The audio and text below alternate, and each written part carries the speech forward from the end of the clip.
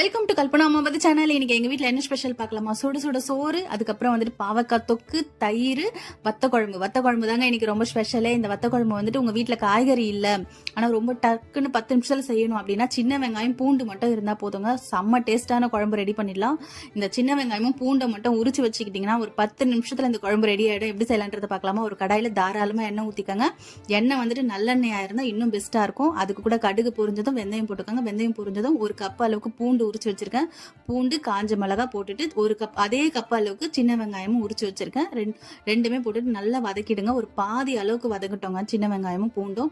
அதுக்கப்புறம் கருவேப்பிலை, red chilli, மஞ்சத்தூள் போட்டுட்டு தக்காளி வந்துட்டு இதுக்கு பாதி போட்டா போதும். ஒரு தக்காளியில, சின்ன தக்காளியில பாதி தக்காளி போட்டாலே போதும்.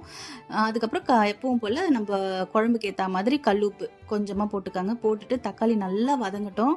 இந்த குழம்பு வந்துட்டு ஒரு 2ல இருந்து 3 பேர் கிட்டத்தட்ட சாப்பிடலாம், அந்த அளவுக்கு செஞ்சிருக்கேன். ஒரு வீட்டில் அரைச்ச குழம்பு மிளகாத்தூள் ஒரு 1/2 ஸ்பூன் போட்டுக்கிறேன். அதுக்கப்புறம் சாம்பார் பொடி வந்துட்டு நீங்க என்ன பிராண்ட் யூஸ் பண்றீங்களோ நீங்க அதை போட்டுக்கலாம். வீட்டில் அரைச்சதா இருந்தா கூட பரவாயில்ல.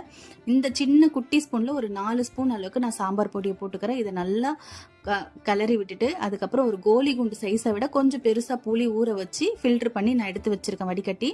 அந்த புளி கரைச்சல் தண்ணியும் ஊத்திட்டு கிளறிட்டு மூடி போட்டு ஹையில் வச்சிருங்க. ஹையில் வச்சுட்டு நல்லா கொதிச்சு அந்த புகை வரும் பார்த்தீங்களா, அப்போ மூடி எடுத்துருங்க. மூடி எடுத்துட்டு ஹைலியே இருக்கட்டும், நல்லா கொதிக்கட்டும்.